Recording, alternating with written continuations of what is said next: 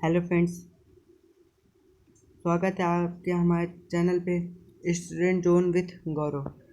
चलिए आज आपको बताते हैं मानव नेत्र के बारे में। चलिए आज दिखाते हैं कि मानव नेत्र आज ये हमारा टॉपिक है। चलिए आइए देखते हैं।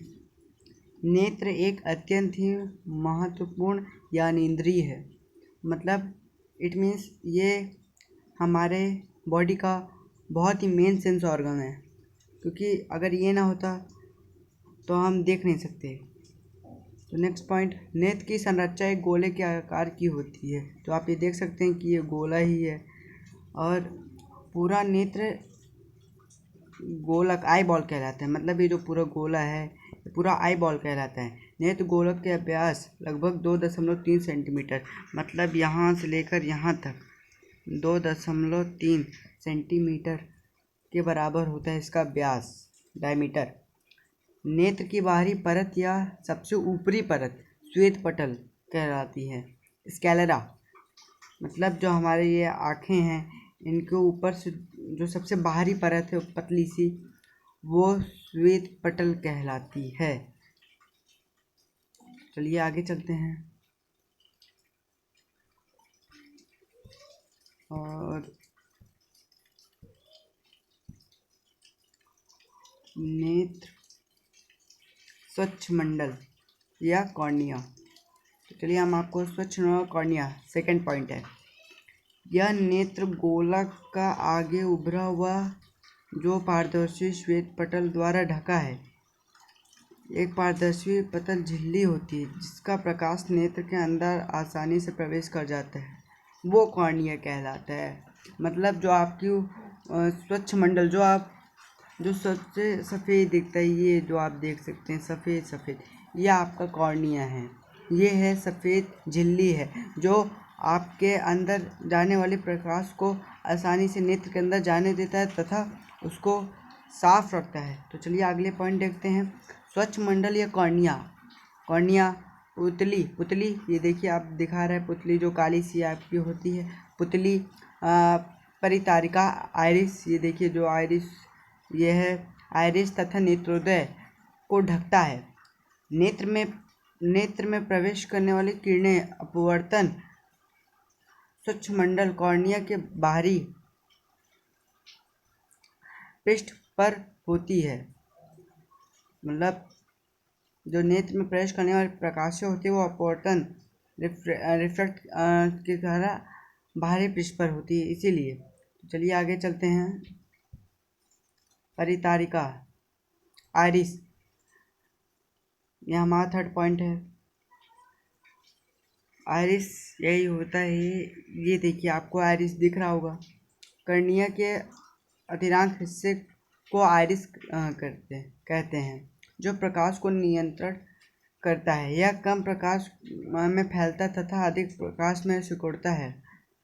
यह कारण है जैसे अगर आप धूप में कभी अचानक से निकले हो, घर से बाहर धूप में निकले हो, तो आपको थोड़ी देर हल्का काला दिखाई देता है। क्यों? क्योंकि आपकी जो यही परितारिका है आइरिस वो सिकुड़ जाती है, इसलिए आपको पहले तो काला दिखाता है, फिर इसलिए उस सिकुड़ती चली जाती है, फिर उसके बाद तब आपको साफ दिखाई देगा। उसके बाद जब आप धूप से तुरंत अंधेरे में जाएंगे तो आपको फिर भी थोड़ा काला दिखाई देगा, क्योंकि वो जब सिकुड़ी रहती है तो एकदम सिकुड़ी रहती है, उसे फैलने में समय लगता है, इसीलिए आपको थोड़ी देर तक काला दिखाई देता है जब तक वो फैल नहीं पाती है। तो चलिए आगे चलते हैं। पुतली के आकार को नियंत्रण करता है ताकि रेटिना तक प्रकाश की आवश्यक एक सही मात्रा पहुंच सके। रेटिना में आपको अभी आगे बताता हूँ, जो कॉर्निया से एकदम डायरेक्ट जो हमारा प्रकाश है वो रेटिना पर ही पड़ता है। पुतली के आकार साइज को नियंत्रण करता है। मतलब जो ये पुतली है यही ये काली वाली, इसी जो आइरिस है वो उसको बढ़ने से रोकता है, मतलब वो उसके एक नियंत्रण आकार देता है। तो चलिए आगे चलते हैं। परितारिका आइरिस के द्वारा ही किसी व्यक्ति को आंखें का विशेष रंग पर यह निर्धारित करता है। तो देखिए आपके सामने जो डायग्राम है इसमें नीले रंग का, इसमें आप देख सकते हैं भूरा रंग है, तो इसमें आप देख सकते हैं कि आइरिस को देख के हम बता सकते हैं कि उसकी आंखें किस रंग की है। चलिए आगे चलते हैं। पुतली प्यूपिल जिसे कहते हैं हम लोग, ये प्यूपिल ये होता है, इसे ये जो लाल वाला है इसे हम प्यूपिल कहते हैं। प्यूपिल जो एकदम काला होता है जिसे हम पुतली कहते हैं हिंदी में। परितारिका, आइरिस के बीच में एक गोल छेद के जैसा होता है जिसे पुतली कहते हैं। पुतली आँखों में प्रवेश करने वाली प्रकाश की किरणें को नियंत्रित करता है ताकि प्रकाश की सही मात्रा रेटिना दृष्टिपटल तक पहुंच सके। जो ये आइरिस है यही हम सही मात्रा में ये पुतली को एकदम नियंत्रण साइज पर करता है, जिससे हमारी जो प्रकाश की किरणें वो नियंत्रण में पहुंच सके रेटिना तक। तो चलिए आगे चलते हैं। नेत्रोदय, एक्वेस ह्यूमर, कॉर्निया और आँखों के लेंस के बीच में एक नमकीन पारदर्शी द्रव्य भरा रहता है जिसे नेत्रोदय या जलीय द्रव्य कहते हैं। इसका अपवर्तनांक 1.336 होता है। आंसू का निर्माण पलकों के पीछे एक ग्रंथि में होता है, उसे लैक्रिमल ग्लैंड कहते हैं। तो ये बहुत ही मेन है। तो चलिए आगे चलते हैं। अभिनेत्री लेंस या क्रिस्टलीय लेंस, मतलब लेंस और क्रिस्टलाइन लेंस। आँखों में पारदर्शी द्वैवी उत्तल लेंस होता है। यह रेशेदार अवलेह जैसा पदार्थ से बना होता है। तो आप ये समझ गए होंगे। अभिनेत्री लेंस, परितारिका के ठीक नीचे अवस्थित होता है। अभिनेत्री लेंस किसी भी वस्तु से आती हुई प्रकाश की किरणों को अपवर्तित करके उसका उल्टा तथा वास्तविक प्रतिबिंब रेटिना डिस्क पर बनाता है। तो मतलब अगर आपसे कोई प्रश्न पूछे कि हमारे रेटिना पर कैसा प्रकाश की किरण पड़ती है, तो वास्तविक तथा उल्टा, यही आपका उत्तर होगा। चलिए आगे चलते हैं। आँख के लेंस के पीछे एक अन्य पारदर्शी द्रव्य होता है जिसका कचाव द्रव्य वाइट्रस ह्यूमर कहते हैं जिसे। आँखों के लेंस के पीछे जो हमारा ये लेंस होता है, इसी के पीछे जो पीला पीला आप देख रहे हैं पूरा कचाव द्रव्य है। इसे हम इंग्लिश में वाइट्रस ह्यूमर कहते हैं। इसका अपवर्तनांक 1.336 होता है। अभिनेत्री लेंस के रेशेदार जेली जैसे पदार्थ से बना होता है जिसके कारण यह लचीला होता है। अभिनेत्री तथा चलिए आगे चलते हैं। अभिनेत्री लेंस से जुड़े हुए पश्चमाभी पेशियाँ जिसे हम सेलेरी मसल्स कहते हैं, ये आप देख सकते हैं सेलेरी मसल, ये सेलेरी मसल्स हैं, के द्वारा लेंस की वक्रता सीमा का रूपांतरण किया जा सकता है। चलिए आगे चलते हैं। आँखों के लेंस के पीछे एक अन्य पारदर्शी द्रव्य होता है, ये कचाव। ये तो आप जान सकते हैं, ये बहुत ही महत्वपूर्ण है। चलिए आगे चलते हैं।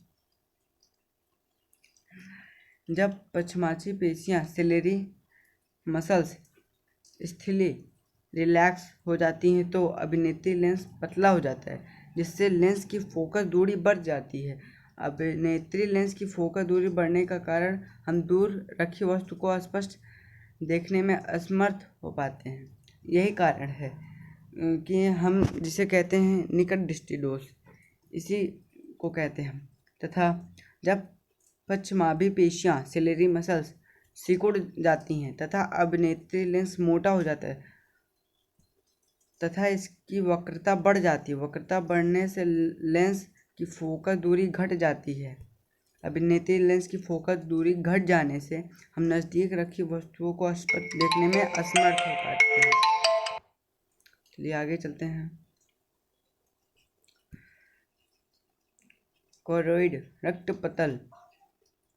The choroid is filled with blood vessels. तो ब्लड वेसल्स में आपको बता दूं जिसे हम नसें कहते हैं। That brings oxygen and nutrition to the eyes, मतलब रक्तपटल, ये आप देख सकते हैं रक्तपटल है, यही हमारे आइज मतलब हमारी आँखों को, नेत्र को ऑक्सीजन, वायु तथा न्यूट्रिशन पहुंचाता है। चलिए आगे चलते हैं। रेटिना, जिसपे हमारा नेत्र उसी पे जो हमारा रेटिना होता है उसी के जो सबसे पीछे होता है, आँख के एकदम सबसे पीछे जो रेटिना होता है उसी पर हमारा बनता है ये प्रकाश का किरण। तो चलिए पढ़ते हैं इसे। आँखों के अंदर के पिछले भाग को दृष्टिपटल रेटिना कहते हैं। यह दृष्टि शिराओं तथा तंत्रिकाओं ऑप्टिक नर्व की एक फिल्म होती है। ये शिराएं वस्तु को प्रतिबिंब के रूप में रंग एक आकार का जान मस्तिष्क तक पहुंचाती हैं।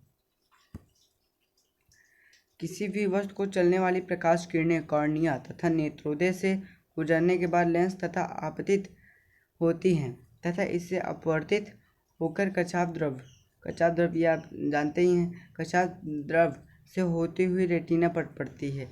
रेटिना पर अगर आपसे ये रेटिना है ऐसे ही पीछे रहता है, इस पर हमारा जो इमेज बनता है वो उल्टा होता है तथा वास्तविक होता है। ये देखिए, रेटिना पर वस्तु पर प्रतिबिंब उल्टा एवं वास्तविक बनता है। जैसा कि मैंने आपको पहले बताया था, रेटिना पर बने उल्टे प्रतिबिंब को सीधा करने का काम मस्तिष्क दृष्टि तंत्रिका के माध्यम से करता है। मतलब जो रेटिना पर बने उल्टे प्रतिबिंब तथा सीधा करने का काम उसे मस्तिष्क दृष्टि जो हमारे ये ऑप्टिक नर्व्स हैं यही ले जाके वो मस्तिष्क में वो सीधा कर देता है। चलिए आगे चलते हैं। यह सहज कोशिकाओं का बना होता है। छड़ यानी रॉड्स और शंकु कोण के रूप में जाना जाता है। तो चलिए छड़ के बारे में जानते हैं। अंधेरे में देखने में मदद, जैसे हम अंधेरे में हम थोड़ी बहुत देख सकते हैं वो छड़ की वजह से। और जो शंकु होता है कोण, विभिन्न रंगों के बीच के अंतर करने में और विषयों का ठीक विवरण देखने में मदद करता है। जैसे हम किसी भी चीज़ के बारे में भली बुरी बताते हैं वो किस वस्तु की वजह से देख सकते हैं, वो शंकु की वजह से। चलिए आगे चलते हैं। जिस स्थान पर दृष्टि शिरा रेटिना को छेदकर मस्तिष्क में जाती है उस स्थान पर प्रकाश का कोई प्रभाव नहीं पड़ता। इस स्थान को अंध बिंदु या ब्लाइंड स्पॉट कहते हैं। तो ये भी आपके लिए बहुत ही महत्वपूर्ण है। चलिए आज के लिए इतना ही। अगर आपको ये वीडियो अच्छी लगी हो तो लाइक कर दें और अगर नए हो तो हमारे चैनल को सब्सक्राइब कर दें। धन्यवाद।